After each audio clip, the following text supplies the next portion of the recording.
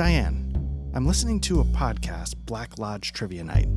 I've never heard so many game aspirations in my life. Vocal exercises. All right.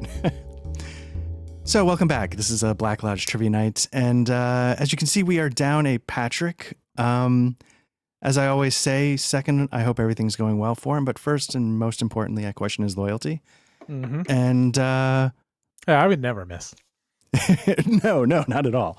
I think we know who's true blue here. But yeah, so tonight we're going to get into the spooky season just in time for Halloween. And we're going to give a little, I guess it's sort of like an independent RPG called Eerie, England a try. Now, this game is designed for 1 to 4 players, so you can do it as a solo RPG if you want.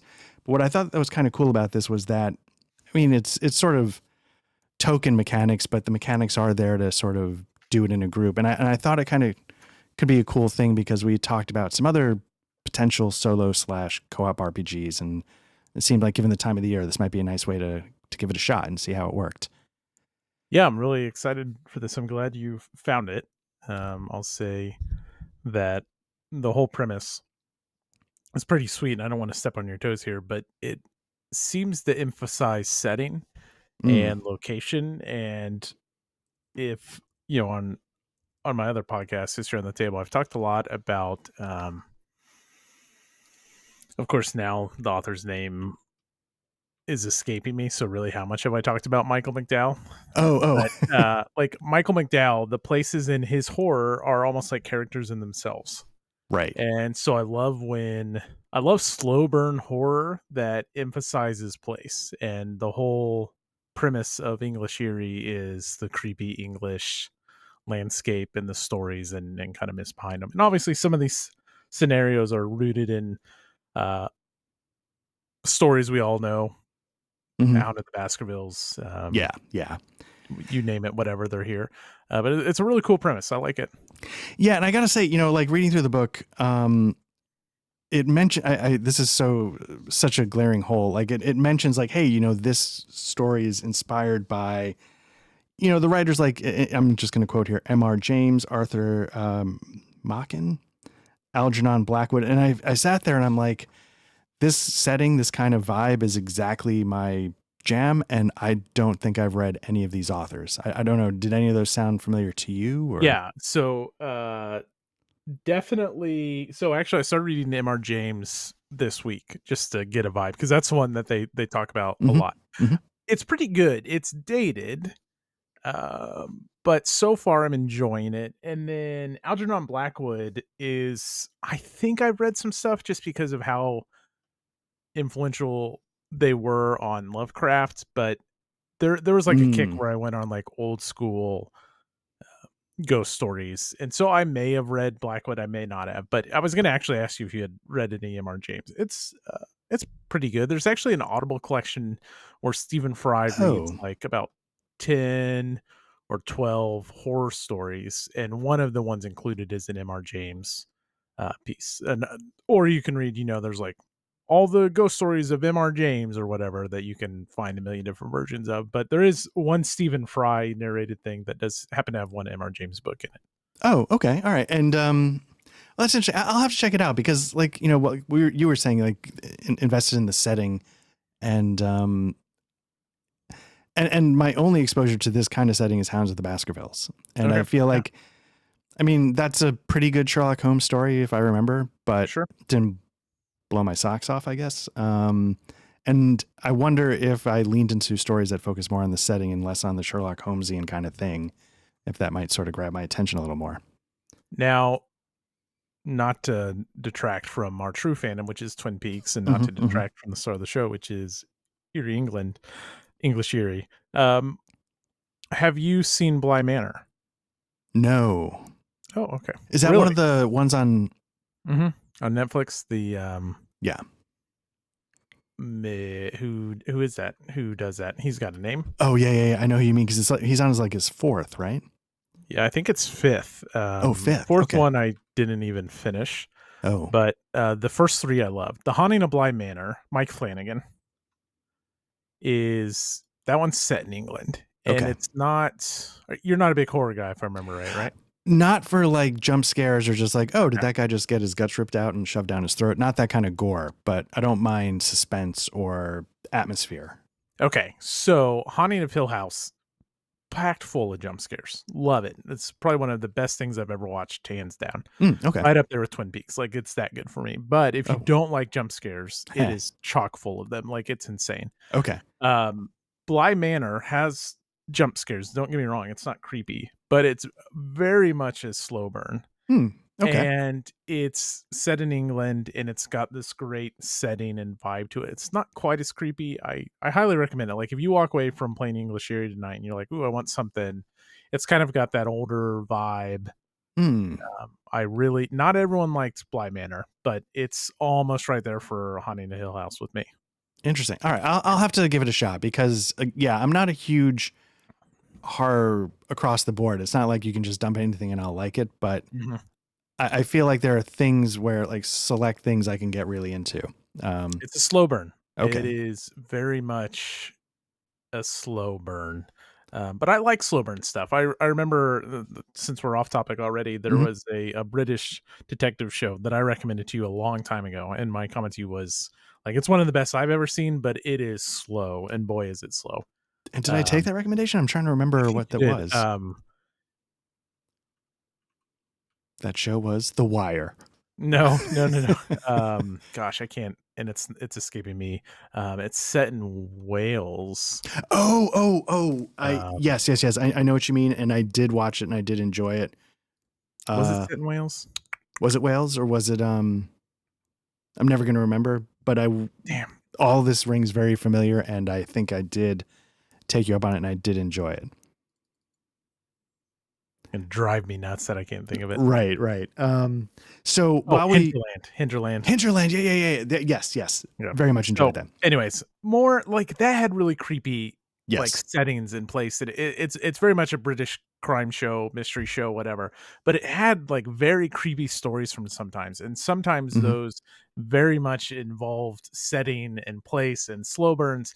And this game will play very fast. I don't anticipate to be a slow burn in any way, just by the virtue of it. But again, this is just more of a saying that I love the setting being a character in a horror story. Yes, absolutely. Yeah. Okay.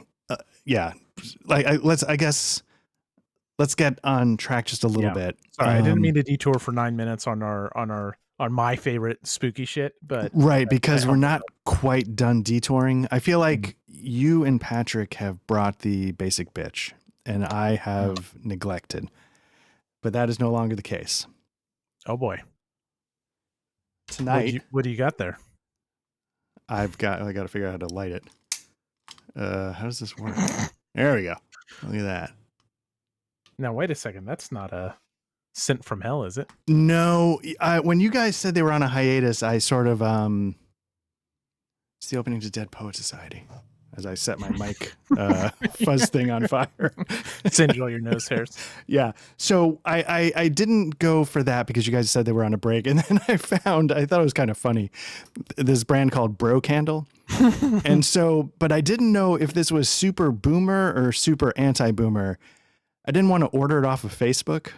So there's the boomer part where it's like, I don't trust that I'm not just going to give them my social security number but at the same time, it's like, who uses Facebook? And so I found this candle company called Valiant. Ooh. I was just kind of looking for like nerd candles, right? And they had sort of like a starter set for Lord of the Rings inspired candles. And so this one is called Wild Strider, which is, I guess, also like the title of my 50 Shades Lord of the Rings fanfic sex thing. So it smells kind of nice. I'm not a candle guy, so I couldn't tell you it's like hints of sandalwood with, shoe leather, and it smells nice. So the thing I don't know, is this going to like overpower me and I'm going to start getting like headaches, or are scented candles usually not? Shouldn't. I mean, usually I don't let mine go. So like a rule of thumb I saw somewhere is like only burn your candle for like an hour, and after that it's all wasted if you keep it going. But sometimes these like little homemade crafty ones will last forever. And breaking news, folks, Sins from Hell is back. What? Yeah, they have a few candles in stock right now. They've got a shining one called Black Sheep. What kind of mother? Oh, interesting. Maybe that's I don't know what that is. Okay. And Sisters of the Moon. Oh, nice. I'll have to check them out now that they're back, because Back, baby. I wanted to make sure, especially for this one, that I had the proper accoutrement on fire. Naturally. Yeah. Someday a candle sponsor will pick us up. and it'll be Gwyneth Paltrow's goop armpit candle, whatever. It wasn't armpit. No, it's not an armpit. I know. Yeah. Oh, Patrick, if you don't know what we're talking about, Google it in incognito mode or something. Yeah, and Patrick will put it on the Discord. Yeah, exactly. All right. So we do have one more bit of business, and then we're going to get down to the very serious thing of playing Eerie England. Are you ready for tonight's Twin Peaks trivia? I am. You know what my pet peeve is? What's that? When podcasts don't get to the business. I know. And I realized, well, it's different when it's us, but everybody else, you're all monsters. They all want to hear this. Yep. Yeah. Yep. Okay. I'm going to throw out a very quick one, and if you want more, I can give you a longer one. But what is the mascot of the Twin Peaks High School? Shit. Is it a bobcat or like a cougar or something like that? Some kind of wildcat? Just let me know when it's final guess. I think it's the Timberwolves. Oh, damn. Okay. So I think I was kind of seeing like an animal with pointy ears. Okay. Yeah, I think it's the Twin Peaks Timberwolves. Now, the mascot shows up, right? I think so. Isn't it something to do with like their football jacket? I don't honestly know. Like their letter jackets, but I'm not sure. Could be. But yeah, I figured I'd bang out a quick one since we're running behind. But if you want more Twin Peaks, I can give it to you. No, I'm all for banging out quick ones. That's fine. All right. So I guess with that, we will now start Eerie England. So, as you see up on the screen, if mine's going to be the official recording, you got, your basic play sheet. The things you need to decide are 3 fears, 3 defining features. And then the other thing you have to do is you have to decide how you're going to split a reserve of spirit tokens and resolve tokens. You can have 10 total. You can split it any way you want as long as you put 3 into each minimum. So we could do 3, 7, 6, 4, 5, 5. I guess that might be it. You can do anything you want as long as it's these 3 options. 3, 6, 5, 4. 3. No, not 3. 3, 7, because there's 10. But yeah, anyway. So we'll have to decide how we want to do that. And then we sort of have to decide, if you go to the book, we're going to be doing the first scenario. And the first scenario is called Playing Safety. Use the X card. No. The first scenario is called The Beast on the Moor. The Beast on the Moor. The date is 1907, and we take on the role of an antiquarian visiting a friend in an old manor house in Derbyshire. Your friend, Lord Christopher Cunningham, is ailing of late, and his mind is deteriorating. He raves much about sounds on the moors, strange lights, and a shape that he swears he's seen cross his window on a few occasions. You've decided to stay for a week to look after Christopher and help soothe his mind. So, it's 1907. The general type of character we are playing is an antiquarian, and we're visiting an old friend. So, I guess first step is a name. Do we have like pompous British name generator? Do we want? Do we care what the? So do you want to bounce back and forth, or do you want to? Do you want to collaborate? Because I'm fine either way. Actually, bouncing back and forth might move this part a little quicker. Sure. And I'm happy with whatever. I don't really care. Okay. So I will take the British name. If you want to think about what our career is at the moment. Okay. Well, not an antiquarian, because that's like not our main occupation. No, I'm going to choose for our name Percy Gordon. Okay. Now, are we a man of letters? Do we have any type of PhDs or any type of anything going on with our background? Well, I guess that's background. So let me just write down Percy Gordon. If you want to choose the occupation. Yes. Percy is a lecturer at the local college, and Percy lectures on, he's a professor of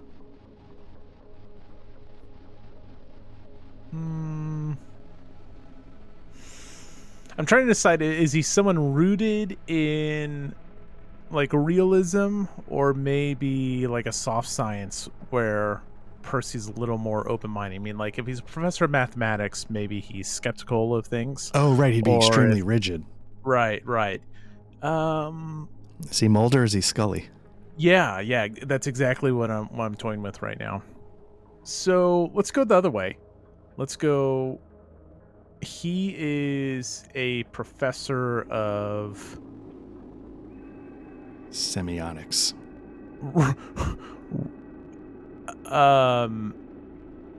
The rising trend in American literature. So he's a professor of literature. Okay. Professor of literature. So now that means his background. Now, and we'll put American literature, like in. Yeah, sure. With his American. Real quick, I'll just one end thing, like mechanically, if you're watching, like, hey, this looks great. So this is, if you play this solo, it's designed for like a journaling experience, which is really cool. So like as we flip over cards, time will pass, and that's all incorporated in. And Art and I decided beforehand we're going to tell this story in third person, right? Yeah. Kind of bouncing back and forth, but it is designed to be like a journaling thing, which is pretty neat if that's your cup of tea. Mm-hmm. Yeah, and which is something I've never tried, but it seems interesting. So that means our background. We are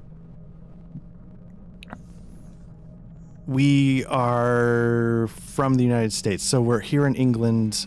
It's 1907. We had to have a reason to come here. So maybe our background, one parent's Brit, one parent's American. And we came, so our background would be expat American, who came for studies and never left. Does that work? Yeah. Okay. Okay, so next thing we got to do is we got to figure out our fears. So if you want to take the first fear. So they, in the book, Matt, you probably saw this, but just for the folks listening, they do give you a list to work with if you don't, if they have a whole section on storytelling advice, because for somebody like me, this is sort of like one of my first experiences, so I found it kind of helpful. Then I also, grabbed the Call of Cthulhu stuff, because I remember in Scritch Scratch there was that huge list of. Yeah, it's like on page 106 or something around there. I don't know why that's popping out, but it's around there. Yeah, so I have, but yeah, if you want to pick a fear, or we could start, if we can find the one in the Call of Cthulhu, we just start rolling randomly. Well, I have one, and I'm welcome to roll for others, but I was kind of thinking about this beforehand. It's cheater, pumpkin eater, but I love the idea of the fear of being alone, and not the like fear of long-term being alone, like fear of lack of commitment, like literally fear of. Hey, get out of my head! No. Percy Arthur Gordon goes by Art. I'm just the Kathy comic come to life. Yeah, so like fear of being alone, but his fear of being alone is actually like in unusual and unknown situations, or when it's dark at night, like he is afraid of being alone. All right. Yeah. Here, I can type that in while I was gonna say, yeah. I'm just gonna stick to the book because they had a nice selection. So you picked fear of being alone.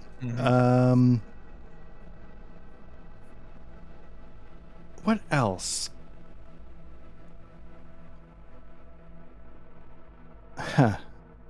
Fear of being alone. I'm going to pick that I am.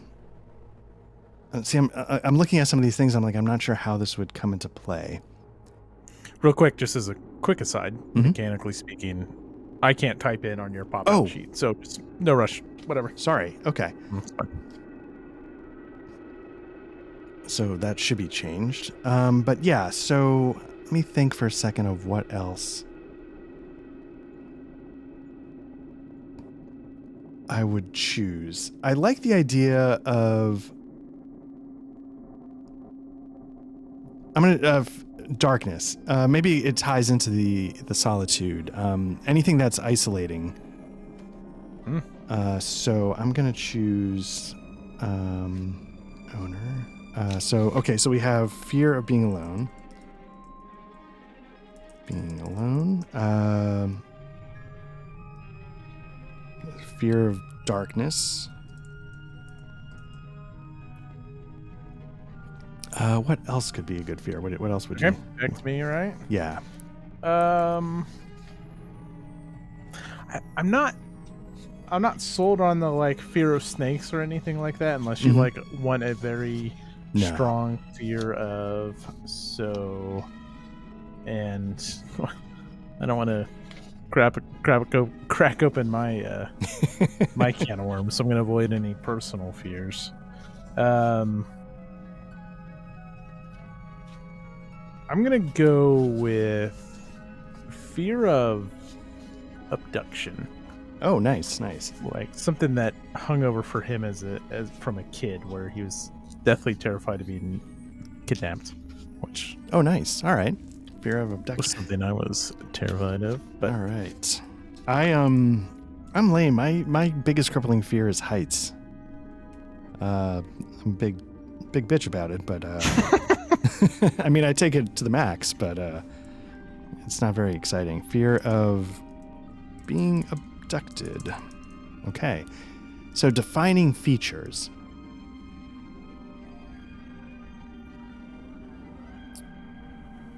We walk with a cane because we like had childhood polio or something. Okay. So I'm going to put walk with a cane.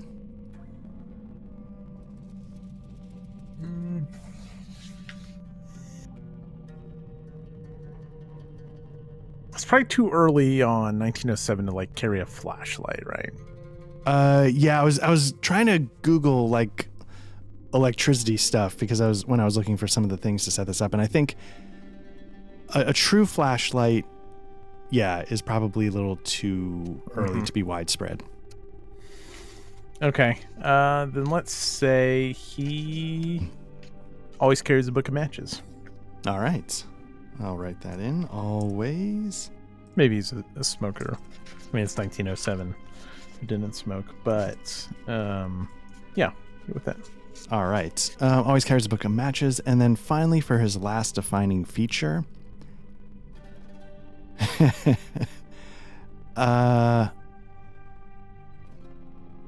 he's humorless. Okay. Or should it be the other way around where he... No. Okay, we're done. Okay. How do we want to split spirit resolve? How do we want to break down... Yeah, so spirit is kind of like our health, mental sanity, lots of different things. If it reaches 0, we don't lose, but we don't probably have a bad outcome, and there's no like immediate. And then resolve is basically spending our rolls. I kind of like the more in resolve. Mm-hmm. Okay. At least like a 4-6 split, but I don't know if you want to be really bold like 3-7, but... No, we'll do 4 spirit, 6 resolve. Is that what you're thinking? Yeah, something like that. Okay. I toyed with 3-7 initially, but that may be too aggressive. Might be aggressive. Okay, so what I'm going to do is I'm going to... Shit, did it just erase everything we just entered? Percy Gordon, occupation is professor of literature. And we're going to do, let's see, 6 resolve, 4 spirit. So I'm going to take a spirit, delete it. I'm going to add a resolve to our pool. So we have 6 resolve, 4 spirit. Background is... Okay, so then what we do is, if you would like, we can draw the first card. And that's going to be what gets our story started. Or do we want to... We have, I read the intro to our story. Do we want to do anything narrative about our arrival or anything like that? Or just show up, start flipping cards, and go for it? Maybe the card comes up and it's a good tie-in to our arrival. I guess it... Okay. Yeah, now... I don't know if you have it set up. Do you want to draw the first card, or would you like me to, or does it matter either way? Sure. I don't care either way. You want to roll for it? Yeah. So our first card is going to be secondary harmed. Take the first card. Yeah. I meant, do you want to roll to see? Yeah. Let's. No, you have it. You have it. Go. Sorry, because it rolls a table. That's what. Okay. So fear of abduction. Sorry, abduction. Solitude and darkness, and our defining features were book of matches, humorless, and walks with a cane. Okay. So there you go. You see at the bottom of the screen, I don't know if this is the best way to do it, but here's what we'll give it a try. We got a pool of 6 resolve coins, 4 spirit coins, and then we'll sort of like lay down the cards across the thing as we go. And yeah, so for the very first thing, secondary character harmed. Okay, so we're just coming right out. So we're here to see our old friend Lord Cunningham. And Lord Cunningham, has not been in the best of health. And, like I read in the introduction, he's sort of seeing things, he's hearing voices, and people are very concerned. So I think upon our arrival, I guess, so Professor Percy Gordon arrives at the manor, and there's confusion, nobody's paying attention to the fact that we're arrived. Usually in a formal British manner, they'd be, hey, guests, let's take care of them. That's not happening. And what we're finding is as we approach, as Percy Gordon approaches the entrance to the manor, nobody's giving him the time of day. And that's because Lord Cunningham has jumped from the roof and is laying dead in front of the front door. And there's panic among the house staff that his madness finally caught up to him, and he leapt. Wow. Love it. Is Lord it too Cunningham much? is dead? No. So that's going to be the opening card. So I guess... So now, I'm not familiar. So, like, is that it? Do we just draw the next card and move on? Or do we... That's it, yeah. So, like, if this was like a journaling thing, like, that would be it. You'd be like, upon my arrival, Lord Cunningham leapt from the roof, and... Yeah, very good. We'll just a little foreshadowing. We'll have to tweak our tension table just a little bit, but I'm sure we. How about? Do you want to have it so he attempted and? Nope, it's done. Okay, we're committed to it. Okay. So we have a secondary character obstruction, which now means one of our characters is obstructing us. So. So yeah, we have a few secondary characters. There's Mrs. Bristle. She's a middle-aged, plump serving woman who doted on the lord of the house. We have Mr. Douglas, who is a butler, and he looks like he's built for a fight. He didn't seem to care much for Lord Cunningham. And then finally, there is another main face around the house, and that is Miss Enfield, who is a young serving girl. And so these are some of the other secondary characters. And which one would you like to obstruct? Yeah, no, I think what happens is the obstruction here is the chaos. When Percy arrives, all 3 of the characters that you just introduced have lost their wits, like they've lost it. Are there telephones in 1907? I believe there could be like the connect with an operator. I can check that out though. Okay. Yeah, they existed, but let's just say he doesn't have that for the ease of. So the issue is, of course, all 3 of them are. This is no time. We can't possibly help or be of assistance to you. You're really no longer even needed here, and I think he'll have to do some persuading to get them to allow him to stay. So I will spend a resolve early. Okay. To get a +2 to my roll here. Got it. So, and the basic check is we have to get a equals or greater than the number on the card, which we did. So I did. So Percy, he sees that Mrs. Bristle she runs the house. And he sees that Mr. Douglas, he kind of fawns over. I guess he's maybe not that perceptive, but he kind of detects that Mr. Douglas is following in Mrs. Bristol's steps. Miss Infield is young, so he doesn't assume he's in charge. So he sits. He says, "Mrs. Bristol, now, come on, let's all move inside, and I'm sure I can be of assistance." And like Percy is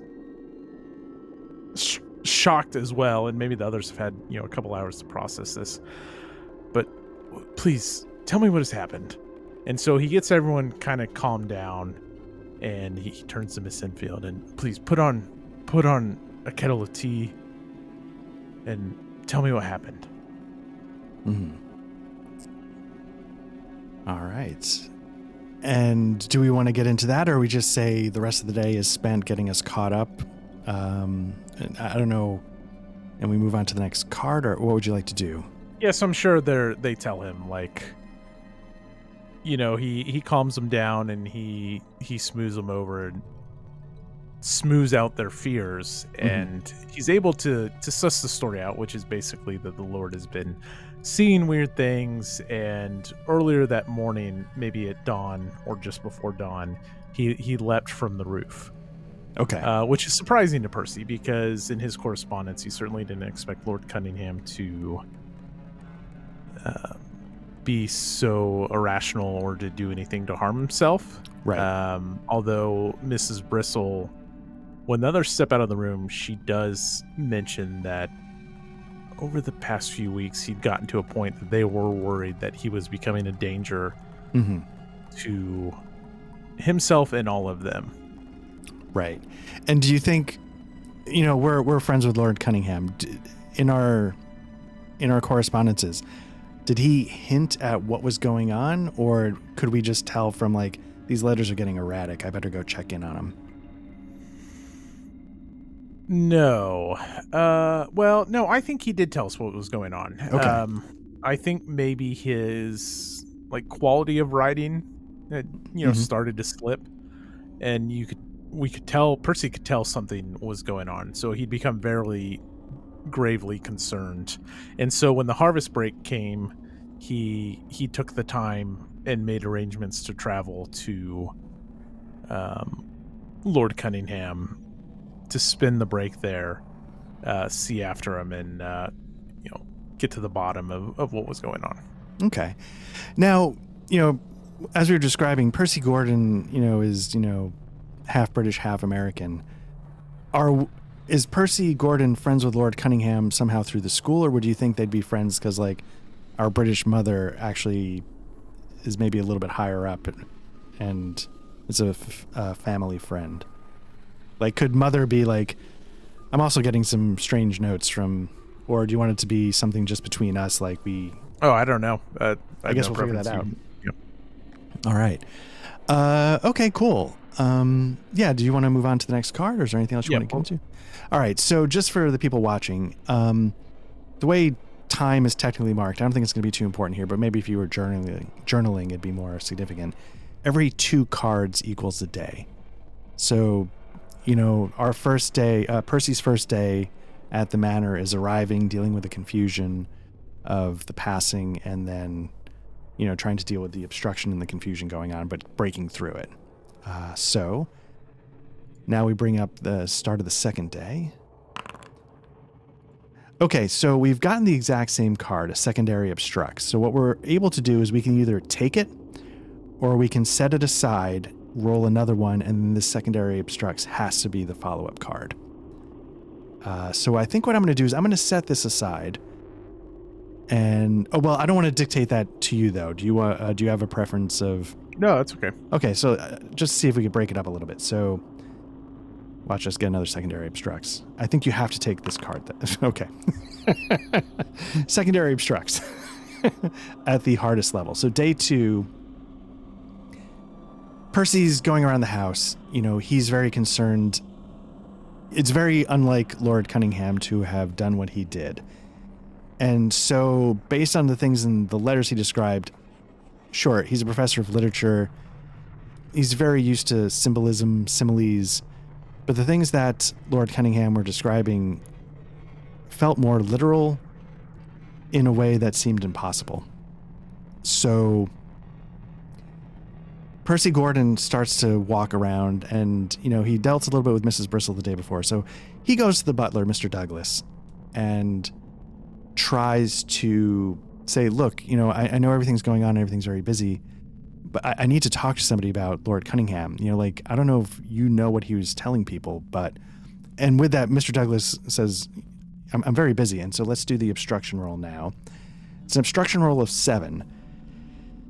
That's I'm going to spend a resolve to add +2 to my roll. So it's a 1d10. I'm trying to get over a 7. So let's see how we do. We get it. Nice. So so Percy, gets a hold of Mr. Douglas. Mr. Douglas seems very flustered, but Percy breaks through, and Mr. Douglas realizes that, it's not just the managing the house that's important. Lord Cunningham,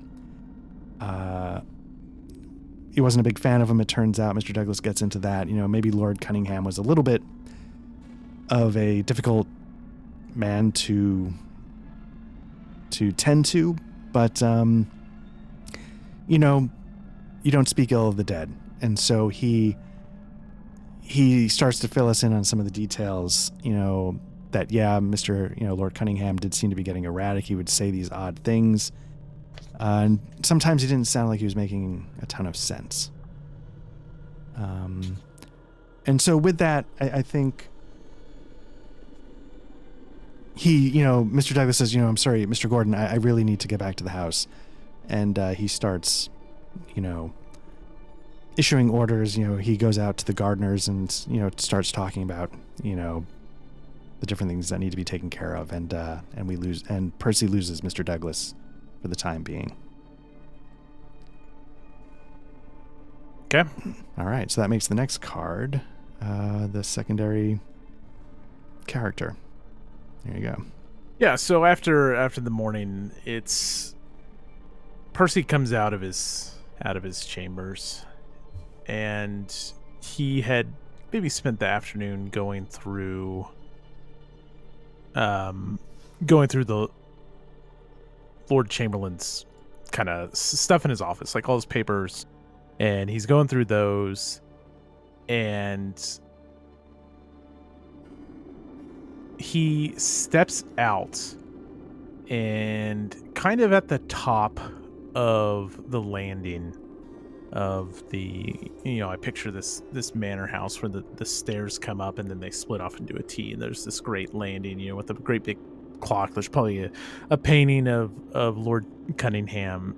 Miss Enfield is standing there, and she just is unresponsive to Percy. Every call and attempt, Miss Enfield, how are you? He just tries to check on her and stuff, and she just stands there, and she's completely just nothing. He's getting nothing from her. And then she starts to kind of like mumble what at first is maybe kind of gibberish and stuff. And he leans in, and he tries to listen, and he can't quite suss it out. And so he shakes her a little bit. Nice. And that snaps her out of it. And how the rest of the afternoon goes is he's able to escort Miss Enfield to Lord Cunningham's study, and he pours her a glass of sherry, and she sits down, and she starts to tell Percy that she shared some of the fears that Lord Cunningham had. And as we press into her more and try to get a little bit more from her, she shares that although she hadn't seen the things that Lord Cunningham had claimed to see, that she certainly had heard things and felt things as she moved about the house cleaning and whatnot. And so the afternoon kind of concludes as Percy retires for the evening, as Miss Enfield maybe giving a bit of credence to, is that the right word? A little a little credence to Lord Cunningham's claims, at least of something creepy going on. Nice. Now, as part of the scenario description, it talks about how there's some interpersonal relationships between some of the secondary characters. Do we want to sort of, I don't know if a card will reveal those, or should we, like, could I throw in there, like, Percy notices that, with our attention focused on Miss Enfield, the butler, Mr. Douglas, seems to keep looking in and giving us extra attention, wondering, sort of watching in on us. Maybe not a bunch, but like he does try to barge in, Mm-hmm. and maybe Percy is a little like stern with him, although he is like a guest in their house, and he does, snap, Mr. Douglas, I assure you Miss Enfield is quite all right now, and this is well within my means to handle this. Right, and I could picture, Mr. Douglas sort of giving this sort of the snap nod and saying, of course, Mr. Gordon. But he couldn't help himself to sort of check in on, Miss Enfield while Percy was questioning or chatting with her so much. So do you want to, since I jammed this card, do you want to take a roll and... No, that's okay. No, we can keep, I mean, that's some keep of the... alternating? Yeah. Okay. So that's not the everything is a secondary character obstructs. No. Secondary character obstructs. God damn it. No. Environment instructs. So day 3. Environmental obstructs of 6. Okay. So we decide that, we've gotten sort of the basic lay of the land from the staff of the house. And while they maybe take to arranging the final arrangements, allow myself to introduce myself. For Lord Cunningham, Percy decides he's going to maybe walk the grounds a little bit and maybe see if he can get a bearing around what was causing Lord Cunningham to sort of write some of the things that he was writing in his letters. Yeah, maybe he referenced, just real quick, like in some of his letters or in some of the papers we find in the office, like some of the surrounding like landscape or something. And so maybe we're like out checking those spots out or walking the grounds to, look in spots where he said he maybe saw something or heard something. We're going to those spots to see what's up. Okay. So what I'm going to do, so we have an environment obstructs of 6. We're down to 4 resolve already. I'm going to just go for it without the resolve bonus to hang on to those a little bit. So let's see how we do. Oh, what's the obstacle? We succeed. So I was looking at the list of environmental obstacles here. And what I'm going to say is we start walking around the grounds and we maybe make our way out to the woods. To the woods sort of surrounding the manor. And so we're walking around and it's starting to sort of trigger Percy's, fear of being alone. So Percy's, this isn't, so he's uncomfortable, but he feels he owes it to Lord Cunningham to sort of make his way out there and, try and feel the things that maybe Lord Cunningham was feeling when he got into a state of mind. And when he's out there, Percy, it starts as the wind, blowing through the trees.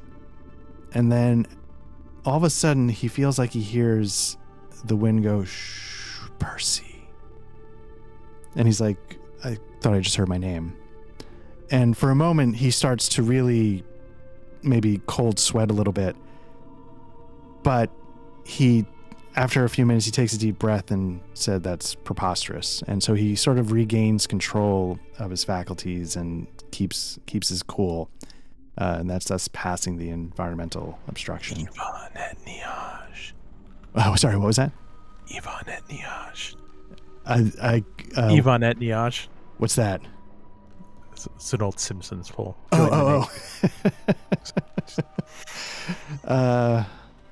Yeah.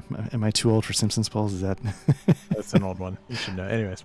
All right. So that's what happens when Percy goes out to the woods. He spends the morning walking around and feels like he heard the wind whisper his name, but shakes it off.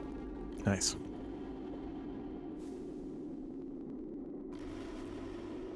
So we do that's 5. Is it a gray lady or is it 6? Yep. So now if you want,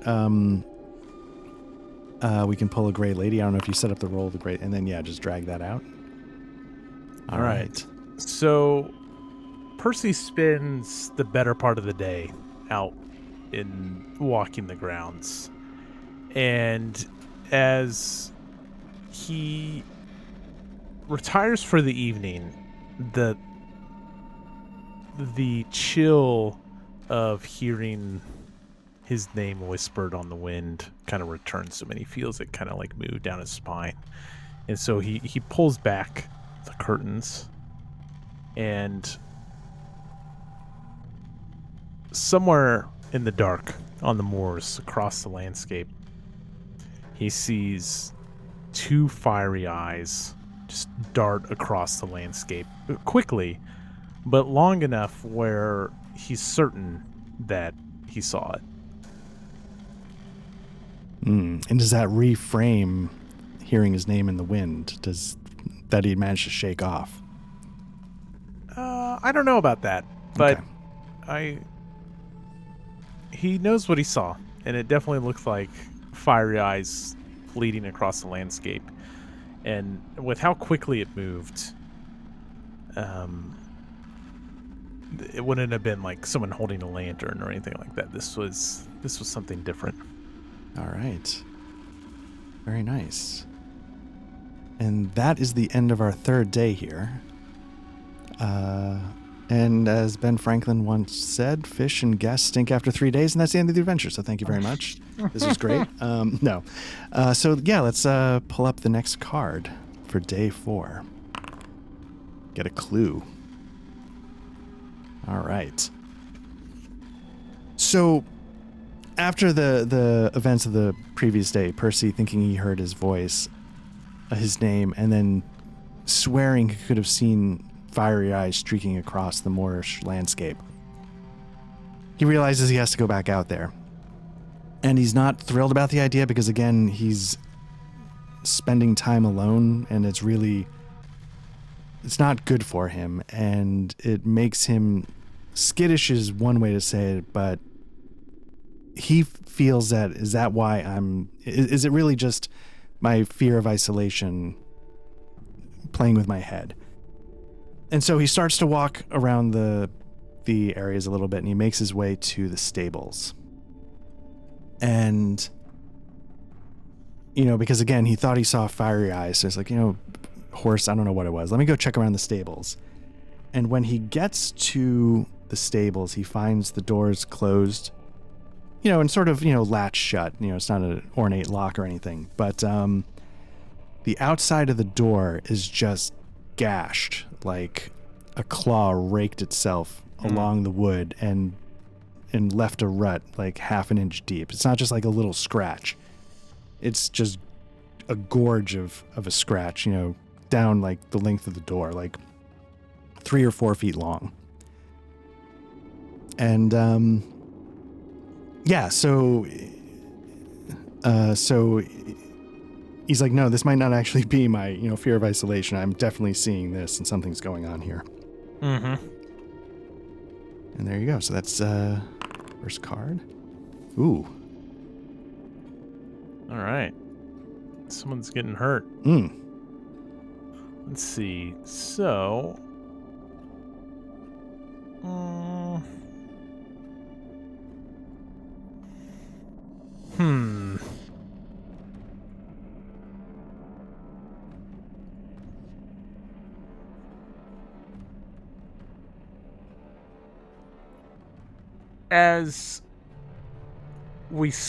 As Percy starts to maybe clean up from the stables, or, after poking around and, seeing if there's any other tracks or signs of something like this, he starts to head in for an afternoon cup of tea or maybe some early supper. And all of a sudden, a scream just shrieks across the landscape.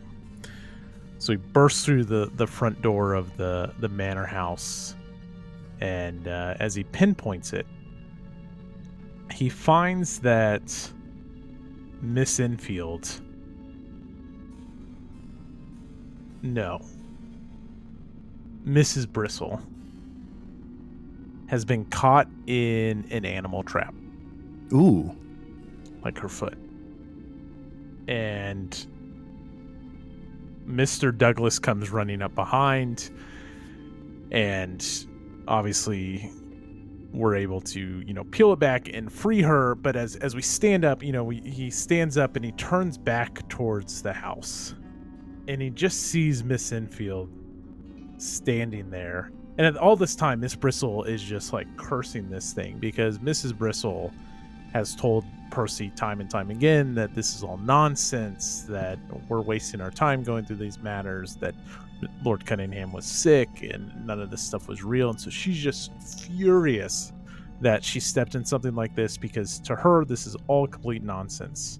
And Miss Enfield is standing there just watching, and she's calm and collected. She's not smirking, but she's not dissatisfied, and she's not horrified either. She has a look, though. And Percy's not able to quite put a finger on what that look is, but it was unnerving to him to turn around and just see her standing there as they started to lift Miss Bristle off the ground. All right. So there we go. That is day 4. So day 5 begins, and wow. Okay, so I'm gonna secondary harm. I'm gonna set that one aside. Okay.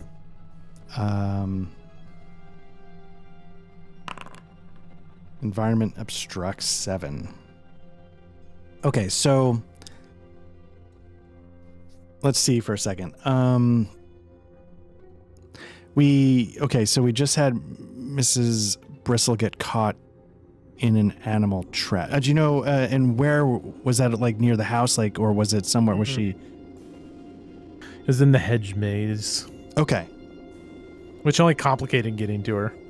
I'm sorry, what was the last thing? Which only It only complicated us getting to her. Okay, right. Okay, so the environment obstructs. So what we do is... So what Percy does is he decides, that seems like a bizarre place for an animal trap in this case. And so he goes out and he starts exploring around where the animal trap was. And he sees bizarre footprints that sort of... It's like, like the footprints are walking, but they start as like shoes, like not shoes, but like feet. And then they sort of shift, and then the next footstep shifts, and it shifts and shifts. And by the end, it's like a claw walking through like an opening in the hedges and off into the woods. So it's sort of like this animal trap, was placed, and then this thing sort of shifted, after it dropped it off. And oh wait, I got to see if I'm doing the wrong thing. Let me obstruct. I'm just making shit up. 2. Okay, so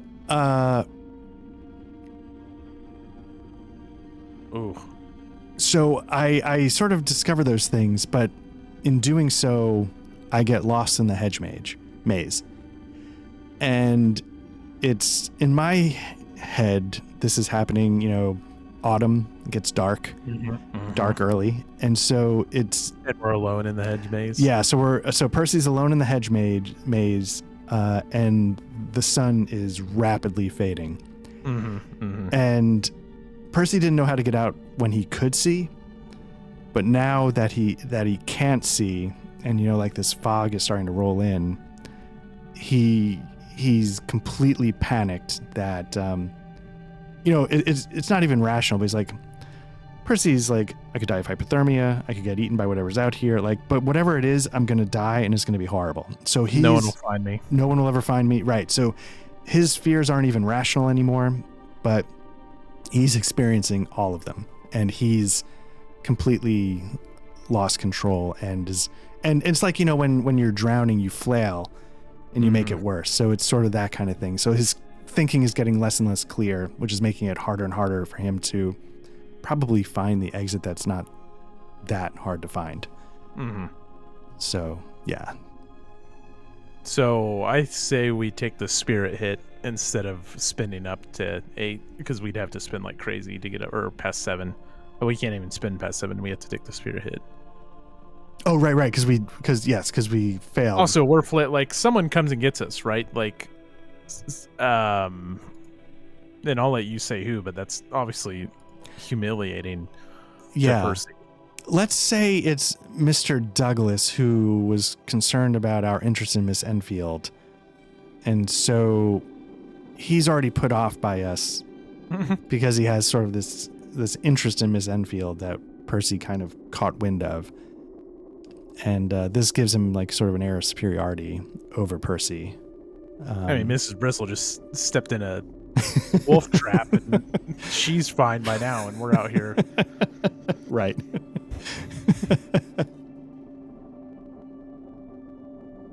All right. So sweet. Unfortunately, that makes your card, the secondary character, harmed.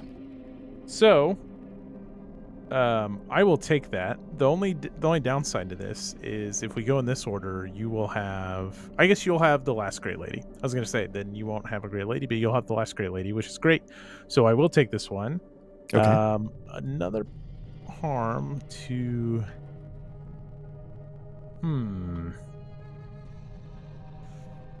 Well, Mrs. Bristle was already in a trap. Maybe we'll leave her alone. So...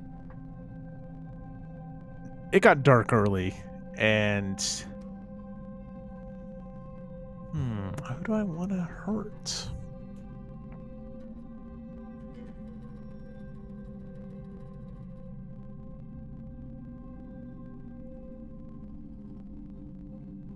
I'm going to hurt Mrs. Bristle again. We're all finally calmed down, and Percy, who is, as the distinguished professor and friend of the Lord, has taken over, not in a rude way, but has really taken over. So he's invited Mr. Douglas and Miss Enfield into the study to sit around the fire and share a glass of brandy, which would rare. Lord Cunningham certainly would never do a thing. But as they are sitting there and kind of decompressing from the day, they hear a thud, and then Mrs. Bristle is just like on the ground, and she is screaming. And we barge in there, and after giving medical attention to her, getting her back in the bed and calming her down, we're finally, Mrs. Bristle, what possessed you to get out of the bed? And she tells us that she heard something whispering to her outside the window. And she thought, well, it's much too cold. And she's up in a bedroom on the second floor. And she thought it odd. And after, she says, Mr. Gordon, after you were lost in the maze, I thought something was happening to poor Miss Enfield, and I got up and I tried to look out the window, and as I reached the window, my grip or something gave way, and I fell and I collapsed on my foot, and after her fair share of brandy, we're able to calm her down and assure her that no, it was nothing. It was surely your imagination playing tricks on you. All right. Very nice. So let's see. 1, 2, 3, 4, 5. So we do one more card. Okay. Oof, secondary harmed. And we can't set... Well, I guess we could technically set it aside for after the ghost. So that's what I'm going to do. Okay. So yeah, day 6 is going to be whatever card comes next, and then the ghost card, and this will be the beginning of day 7. Environmental obstruction. Okay. Okay, so Percy, hears, what Mrs. Bristol was saying, something drew her to look outside, et cetera, et cetera. He's had that same thing. He's now more sure than ever that he did see some kind of something, eyes trailing across the moorland that a few evenings ago. And so he's going to start making his way outside. And what's 5? Okay. So he makes his way out to, let's pick an area to go to. Let's say he goes out to the woods. Does he go out to the woods again? Let's say he knows that he starts walking the grounds and he comes across an old well. And this old well, he's sort of, it's one of those things again where, he's very attentive to listening to the wind because last time he heard his name. And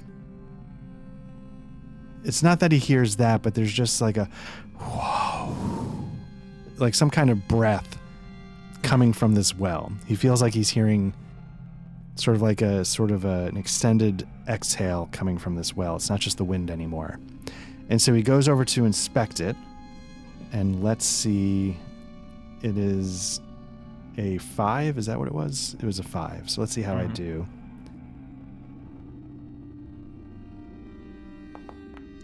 Okay. Nice. So he starts to inspect the well, and again, it's sort of, and as he's leaning on the well, trying to listen in and be like, can I see something down there? Is the rocks, because it's an old well, start to give, and the wall collapses with Percy leaning against it, and right as he's about to go over, he sort of hooks his cane on one of the pillars holding up the roof, and manages not to cleanly swing his way over Errol Flynn style, but to sort of fall to the side instead of into the hole. And he's just like, because again, there's a lot going on with that. He would have been isolated, it would have been dark, and he probably would have been severely injured or maybe killed from the fall. And so he realizes he just, 2 inches to the left, and he would have been potentially dead. Because nobody's going to find him in the well. Nobody's going to come looking for him there. And so his adrenaline is just coursing through his veins. And it's almost like he's got sort of like the vision sort of tunneled a little bit. And now it's starting to come back out, and he's starting to catch his breath. But once the wall collapses, that wow is gone. And he can't pick that sound up anymore. Nice. So there we go. All right, I'll take a Gray Lady. Nice. So after spending the rest of that early morning in the study with a fair share of brandy and maybe even stronger spirits, Percy composes himself. Later that afternoon, they're coming for the body. And he steps out and he greets the coroner or whoever would come and collect the body in a situation like this. And he escorts the gentleman in. And since Mrs. Bristle is bedridden, Miss Enfield escorts them to wherever we've been storing the body. I don't know if maybe it's chambers, I guess makes the most sense. Mm-hmm. And they step in there, and it's quite a surprise to everyone involved that Lord Cunningham's body is no longer there. Oh, interesting. And so it was Miss Enfield. You mentioned her, but was she just helping lead everyone to the room, or was it was just escorting us back to the room? Got it.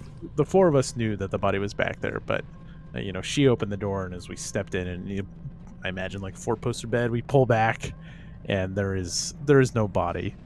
There are the stains of, the most repulsive stains of decomposition or whatever on the mattress, and the room still smells, but the body is gone, with no trace of seeing where it would go. or how it would have been moved. Like nothing's disturbed like that. All right. Very nice. All right. Okay, so that's the end of day 6. Day 7 begins, and Mrs. Bristle just falls down the stairs. It's kind of funny. No, not really.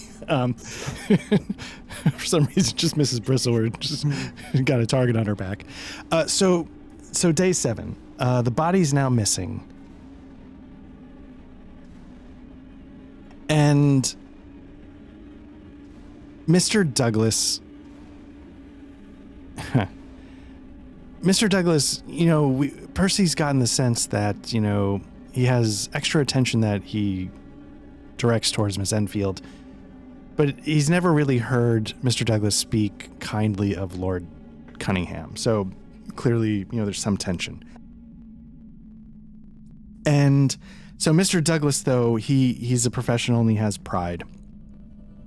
And the fact that Lord Cunningham's body is gone is an affront to Mr. Douglas performing his duties. That is basically unacceptable. Like, the local police, whoever would come and take care of a body are looking at him like, what'd you do, man? Like, it's hard to lose a dead body. And somehow you managed to do it. So Mr. Douglas is beet red, and he's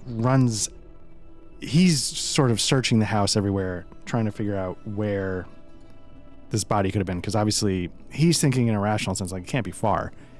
And so he's going to... So he sort of takes off. And after a little while, everybody's like, Mr. Douglas hasn't returned yet. And so they sort of, with some of the doctor, Mrs. Bristle's injured, but maybe Miss Enfield comes. And we sort of start walking, and Percy, and they start walking the grounds. And when they get to, let's see. Do we want it to be outside, or do we want it to be somewhere in the house? Let's say in the cellar.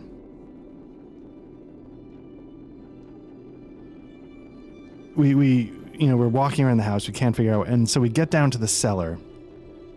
And in the cellar, Lord Cunningham's body is there, eviscerated, like just sort of torn up.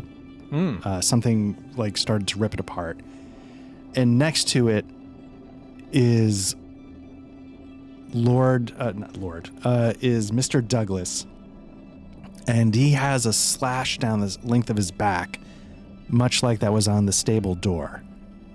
And it's bleeding profusely, and Miss Enfield sort of gasps, and Percy, he's obviously very shaken, but the physician runs over and says, please, help me get him upstairs. He's still alive, but we must treat this wound immediately.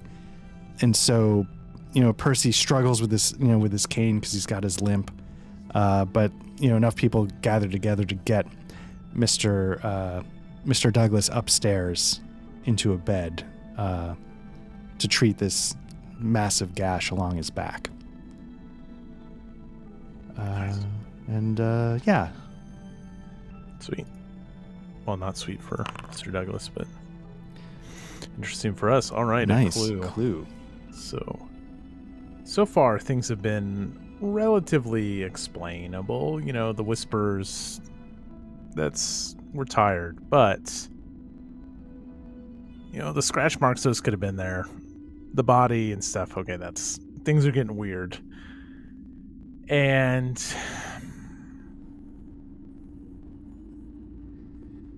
I think we have the first crack. Percy is just he feels for poor Mr. Douglas, and then his friend's body has been ravaged, and it's basically him and Miss Enfield standing at this point. And it's late, and Miss Enfield has retired for the evening, and he's pacing around the study, and he's drinking all kinds of brandy, and he just there has to be an explanation for all this. So in a brief lapse of composure, he starts just rummaging, and what he ends up finding is an old a newspaper clipping about strange beast-like sightings, strange light sightings from the woods that surround the bigger woods that surround the manor house. Somewhat confirming, just another confirmation of the suspicions. The mutilated bodies is certainly confirmation enough, but now, this has been ongoing, and these aren't the only people. This is potentially a bigger threat that's looming here in the area.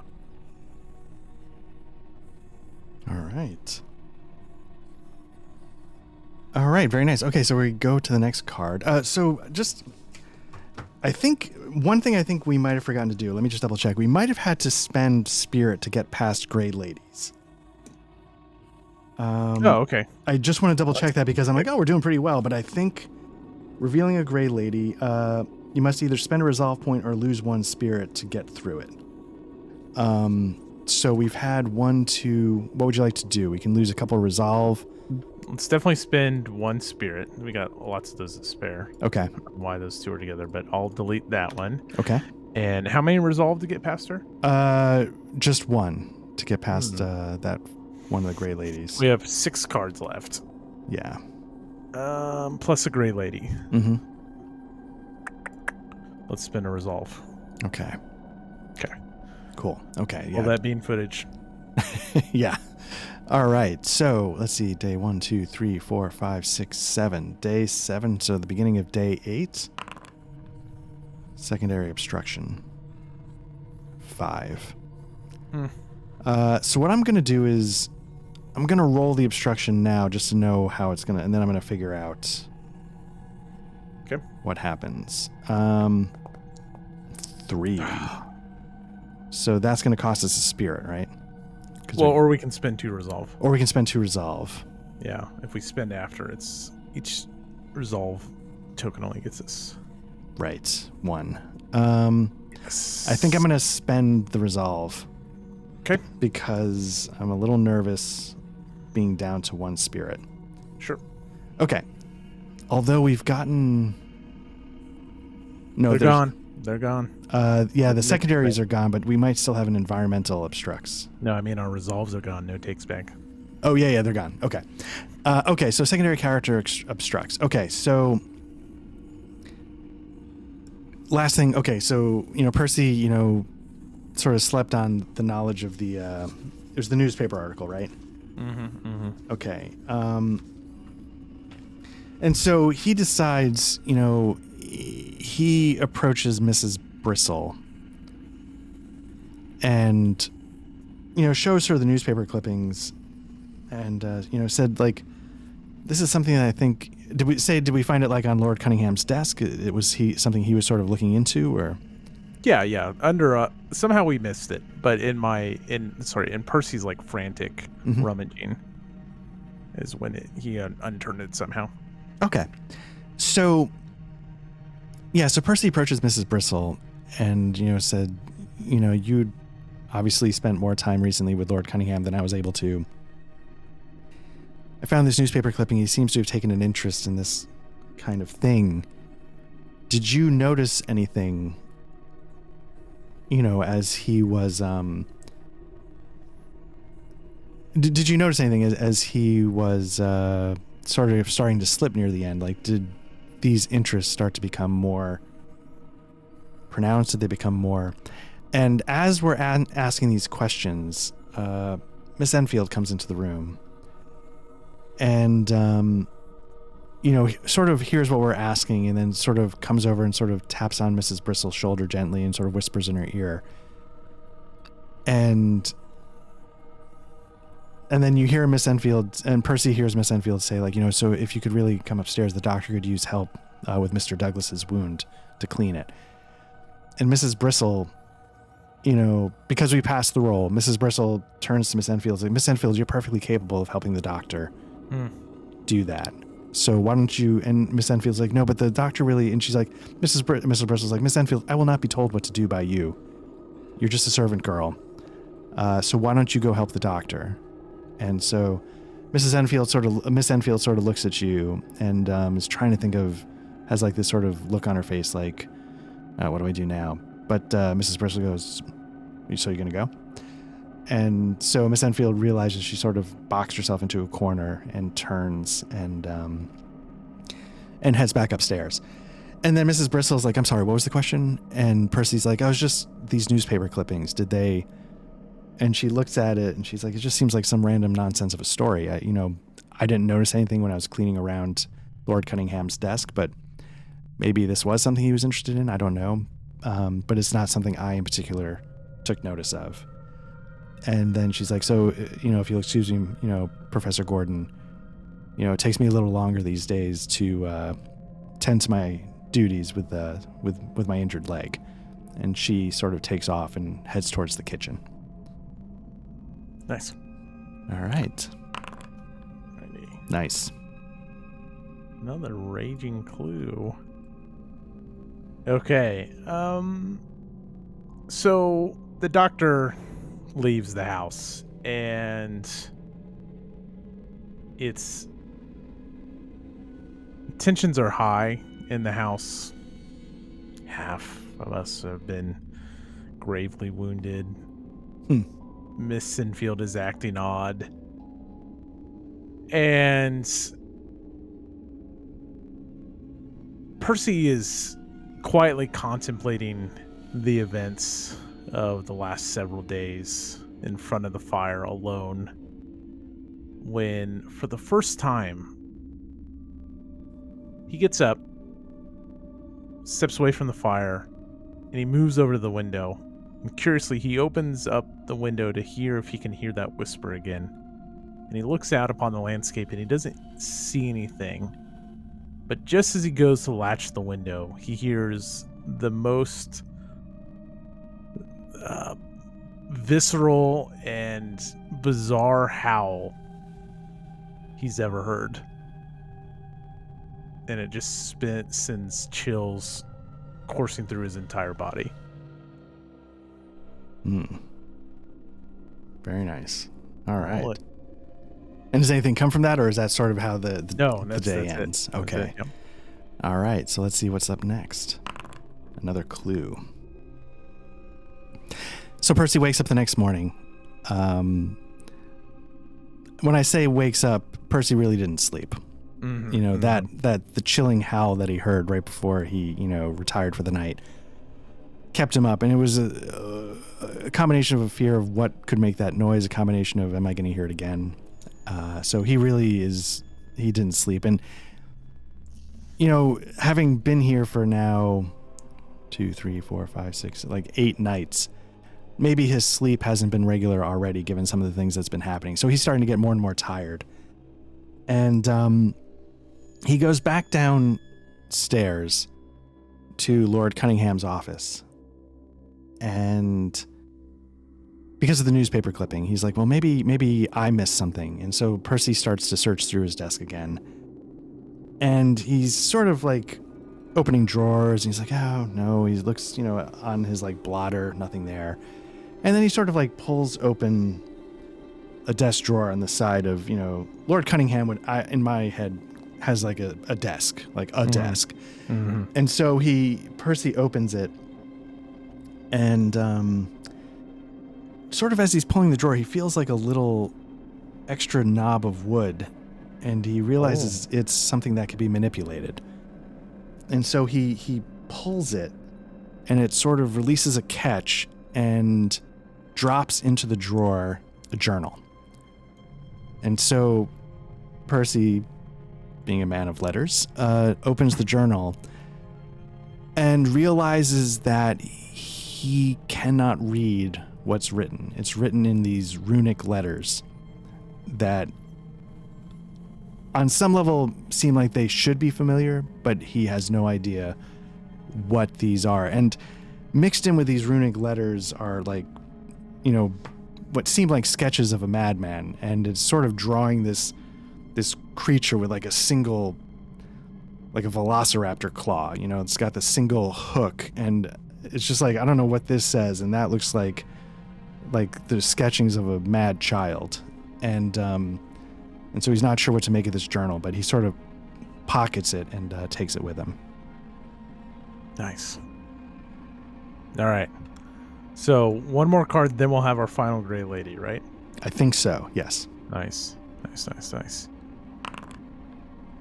All right. Environmental obstructs 4. So if we pass this without spending the resolve, we can spend the last resolve on the... But we have a spirit to spare. A spirit to spare. Yes. So I will spin the resolve now for +2. Nice. And hope this goes well. Roll a d10. Just don't roll a 1. I was going to say, don't roll a 1. Oh, 2. Oh, okay. We just have to meet it, right? Yeah, we just have to meet. Yep. Okay, great. So that evening, Percy finally approaches Miss Enfield. And he says, I have been curious, and I want to run some things by you. It seems like you lent a sympathetic ear to Lord Cunningham, and I want to look into a few things. I want to go into the woods, and of course, because of his fear, he doesn't want to do that. What was our third signature or characteristic trait or whatever? Walks with a cane, always carries a book of matches, and crap, where is it? I wrote it down, and okay. Book of matches. Oh, humorless. Oh, that's right. That's right. Which, yeah, okay. So they go out in the woods, and as they go deeper and deeper in, they kind of look around, and maybe they don't find quite what they're looking for. They don't find a layer or anything like that. But as they make their way back, fog as thick as soup just settles in across the woods, and Percy stumbles. He uses his cane, he relies upon it, and obviously Miss Enfield is young and spry, and she's moving ahead, and as Percy talks to her, he realizes she's moving faster and faster, and all of a sudden we trip on a stump and we lose complete sight of Miss Enfield. And this fog sets in, and we can see nothing. And Percy called out, and all of this stuff, and we're stumbling through the woods. And fortunately, eventually, without any explanation, Percy emerges through this fog. And as he thinks he's exiting the forest, he stumbles and catches his foot on the front step. And he turns around, and the fog has completely lifted. There's just the evening fog, rising from the grass. But as he peers into the woods, which he just thought he was in, there's no sign of it.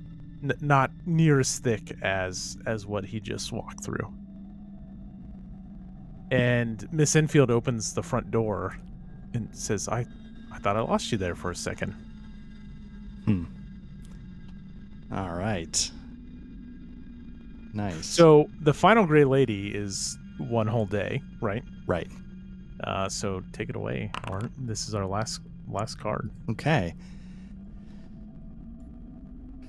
So we're going to. So mechanically speaking, because we have a spirit left, we are going to survive. And so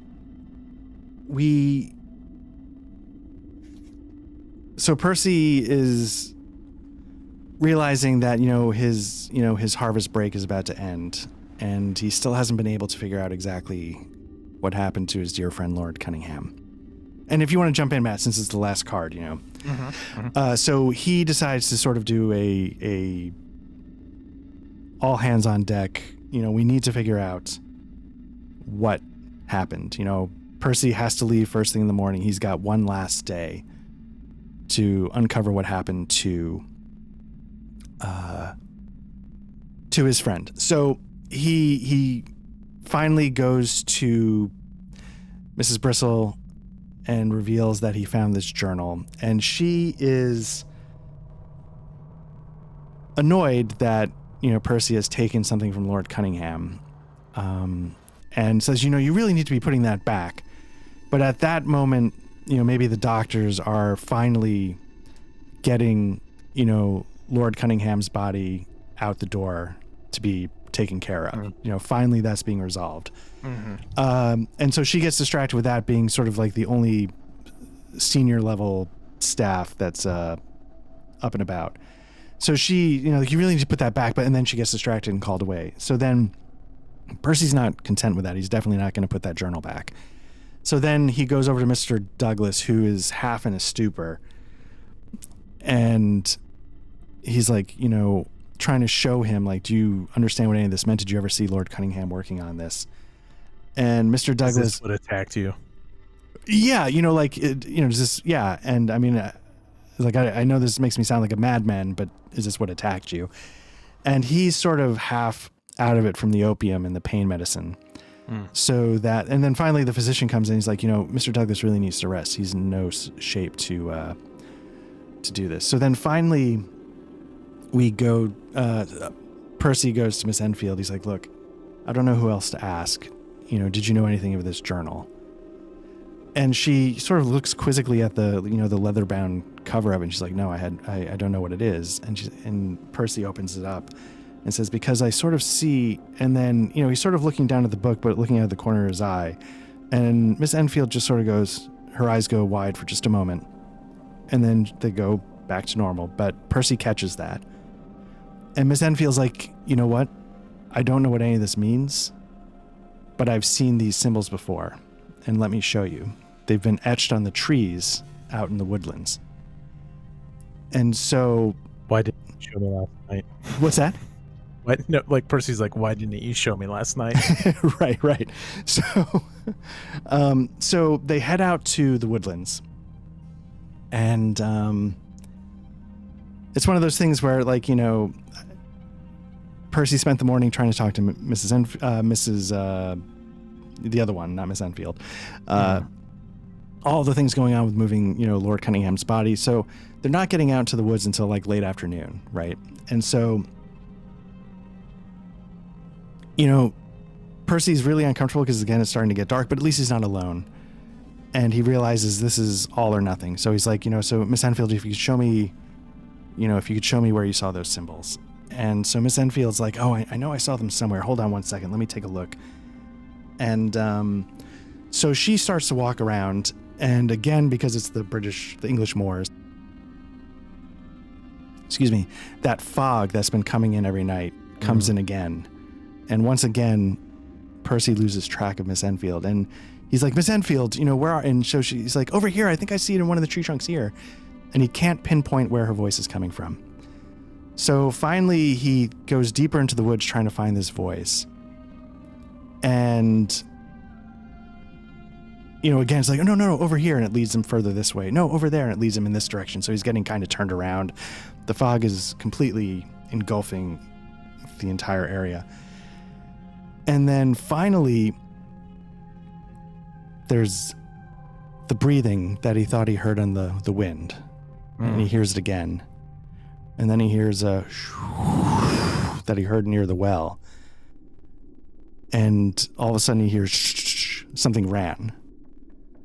And he turns around and he tries to pinpoint what it is, but it's dark.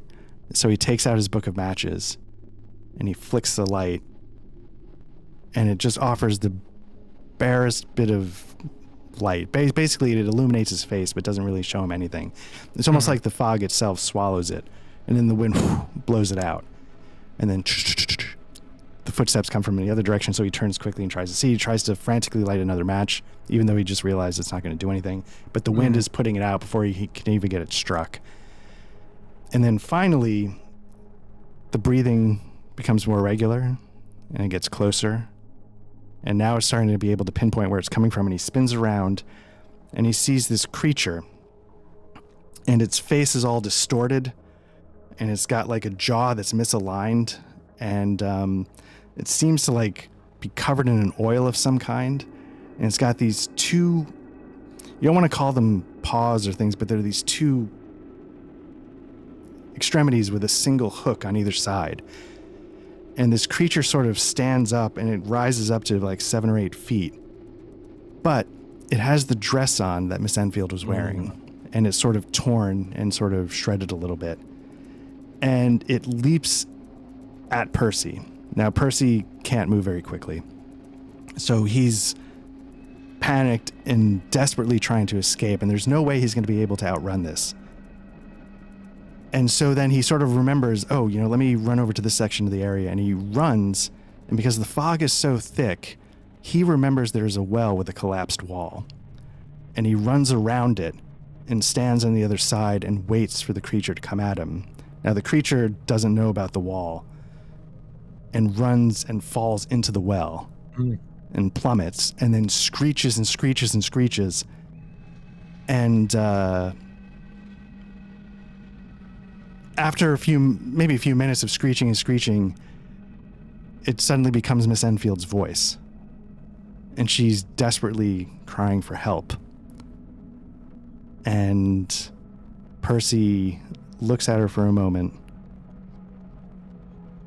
And as she's begging and begging, all of a sudden a flash comes over her face. It's like, you better help me. And he can sort of see on her face the monster that was just there. And he pushes in the rest of the walls to fill in the well. And in my mind, that's how it ends. Yeah, that's perfect. Yeah, or is there anything you want to change? Anything you want to, okay. It's perfect. Yeah. Okay. So yeah, I mean, what did you think of? This is my first time playing this kind of game, and I'm kind of curious if you've had experience with this or if you've. Yeah. No, I really like this.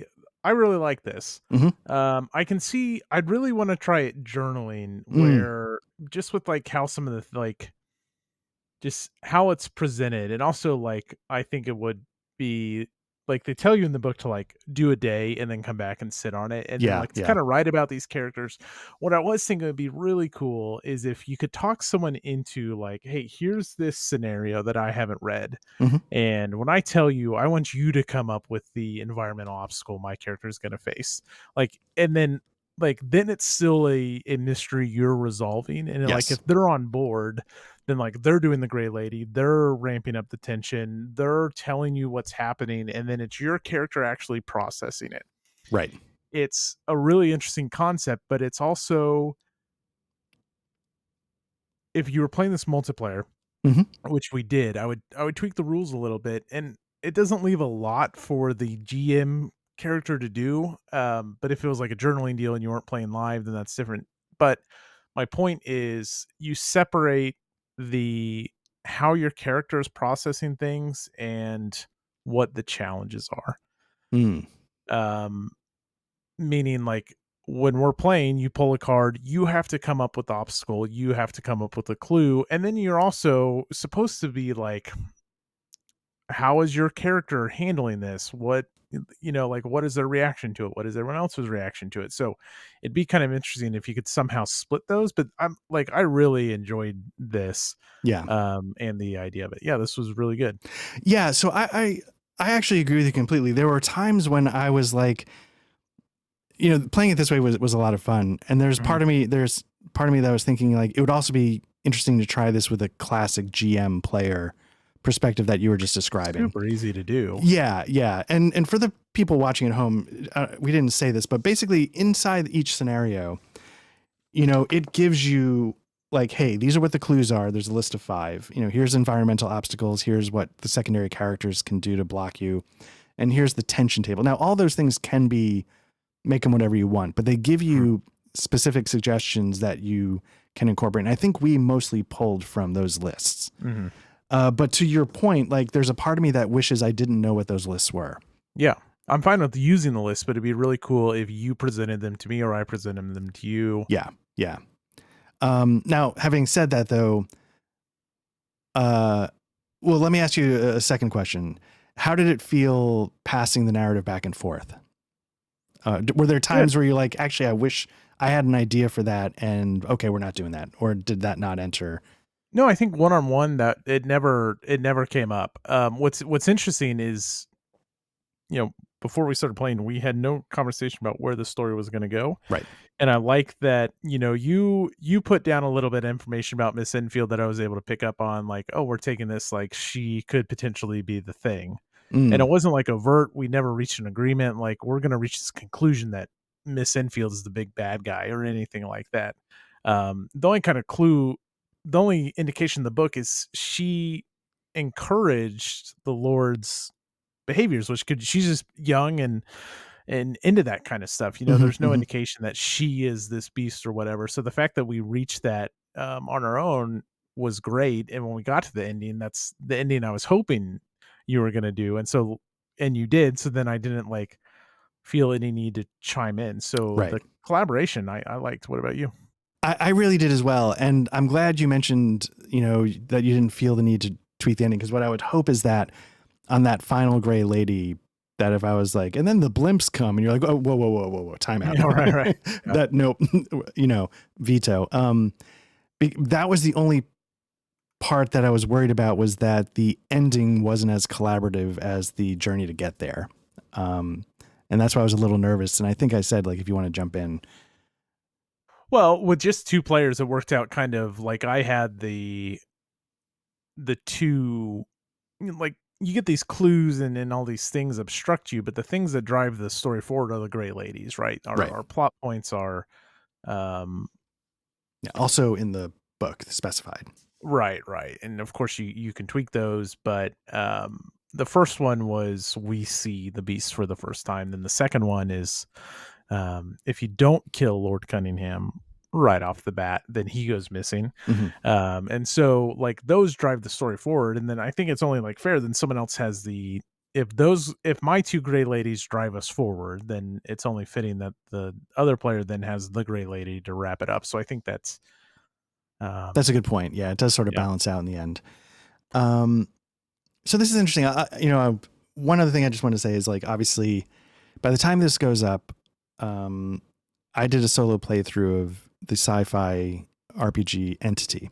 Mhm. Now, what's interesting, it was sort of interesting playing these relatively close to each other, because Entity is a very mechanics-driven Mm. trackers management, all sorts of, there's a lot of like levers that you can, well, not a lot, but there's levers, you can pull and manipulate and stuff like that. And so I've seen, when I was trying to figure out how a solo RPG works, I sort of looked up certain things, and I was like, some of the things I saw were extremely mechanical. It's just Yep. like, roll the die, go to that table. Okay, move on, And what I really appreciated about this, it's sort of, well, I liked that. And what makes that is very boom, it's very, you don't have to think too much. A little bit of a story is coming together and it moves. And what I really liked about this was that it was the exact opposite. Mhm. There are no mechanics to manipulate to make the gameplay. It's entirely about coming up with the story. And yeah, I've played games like Entity before. They weren't role-playing games, they were like war games and stuff. I've never played anything like this, and it was really interesting. And it was a lot of fun. I don't know if I would. You mentioned, so would you do games like this? Would you journal them? Would you play them by Yeah. yourself? Yeah. Okay. Yeah. Yes, on a limit, like it's got to be something I really want to do. It's not Hmm. normally something I want to do, and it's got to be quick like this. Like I don't want to. The one exception is whatever form we take on with the Captain's Log Star Trek. Like Mm-hmm. that's a thick book for a solo RPG. Right. This and like Portal on Hill House, those types of games are so you get through the rule book so quickly that it's not. Like, if I'm gonna play a solo game, I wanna play it quick unless I'm, like, soloing a massive war game or whatever, but, like, Right. the Right. narrative war games, even those, I want them to have interesting decisions and not be a pain in the ass to play, and so the fact that this doesn't get in the way of itself with a robust rule book and a whole bunch of mechanics is great. Because then if you have 10 minutes, you could do a journal entry, you flip over a card, you see what happens, and you do a journal entry. Right. I might do that.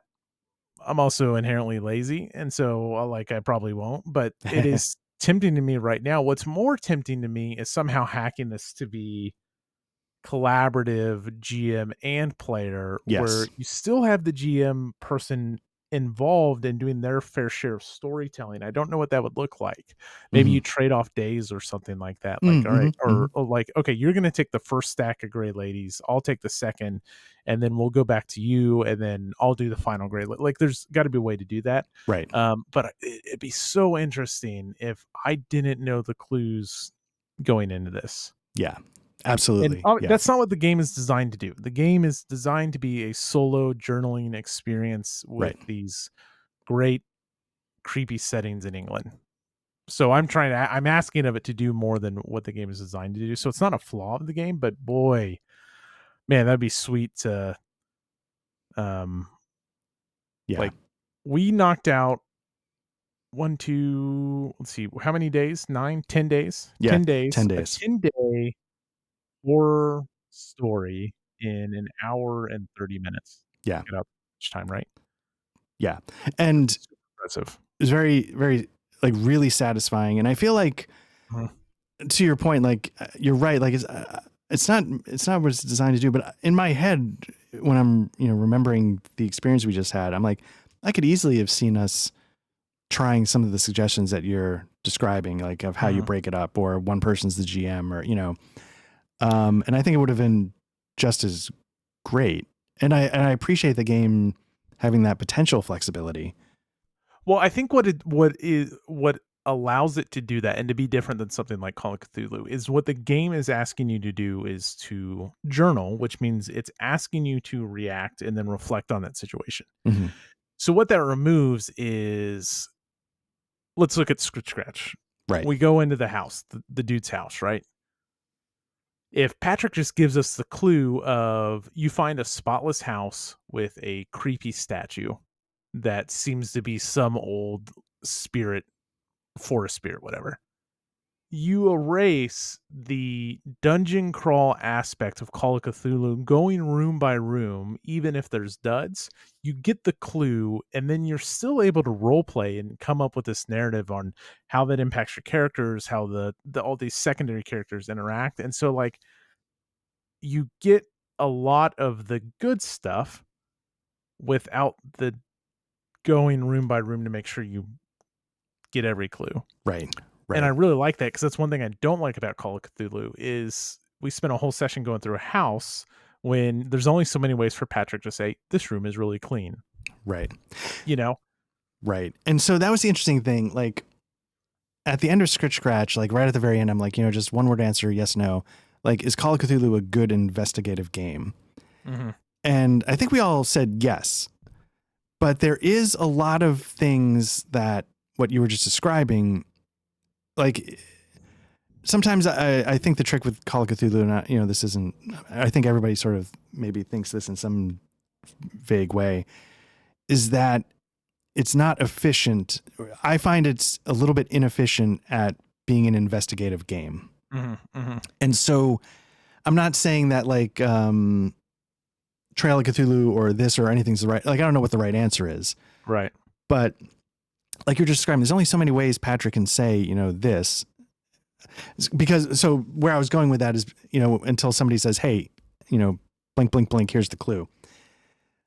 Playing this solo and journaling it, because they give you all these recommendations, do you think it would take anything away because you have the list of clues ahead of you?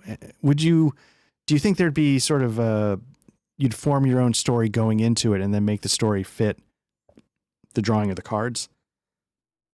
There's much to discover, I guess, if you solo it and you sort of see everything before you and you're like, Well, I think it depends on what you want to get out of it, right? Like, do you want to come up with your own journal that fits this author of this GM's version of the Hound of the Baskervilles? Mm-hmm. Great. Then you use all the prompts that are given to you. Right. If you like the overall prompt and you like some of the clues, then you use them. And then if a new clue comes up and you're like, all right, I want my own stab at it, then you can, like, surprise yourself with some of that stuff. But yeah.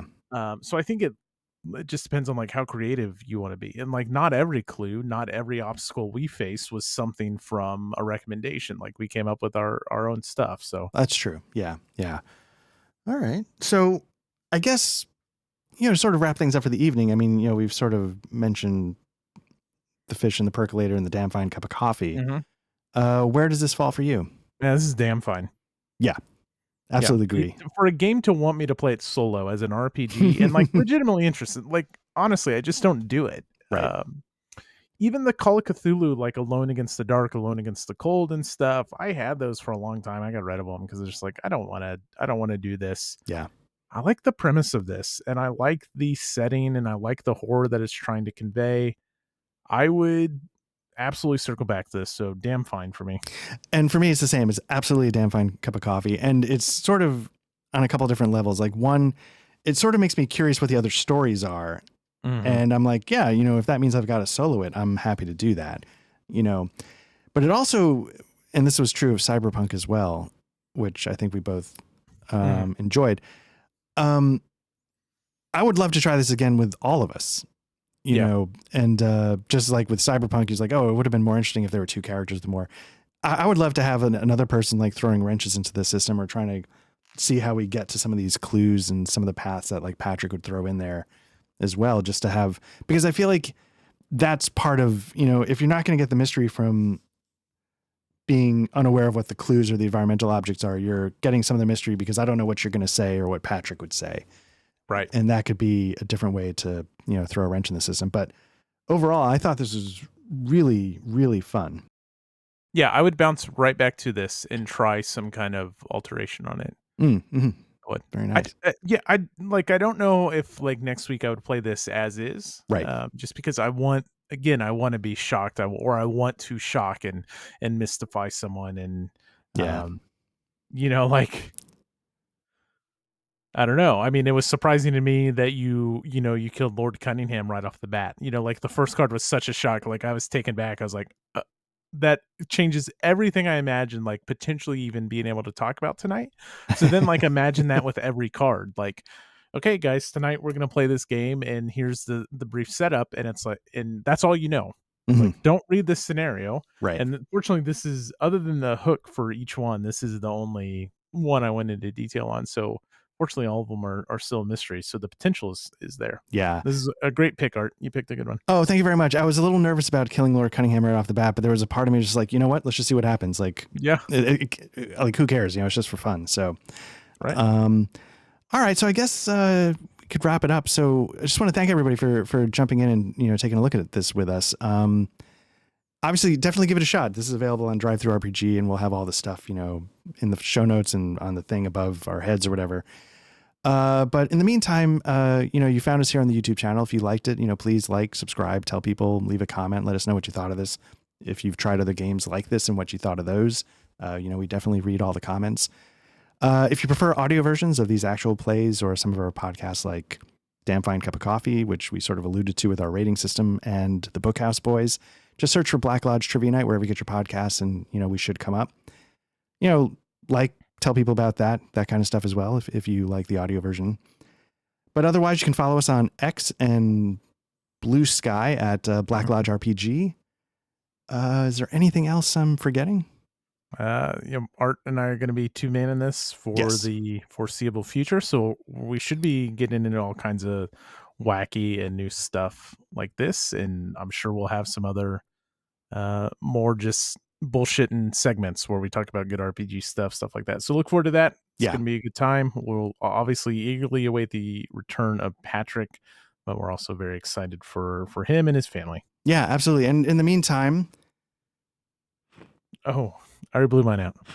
I failed on the first attempt.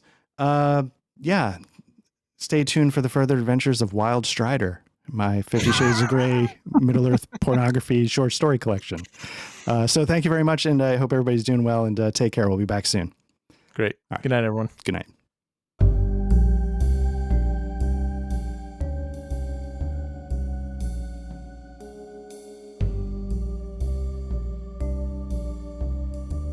The music during the RPG session in Foundry was provided by the Foundry module Tabletop RPG Music and composed by Ian Fisher. You can find his Patreon at www.patreon.com/tabletop RPG music, all one word.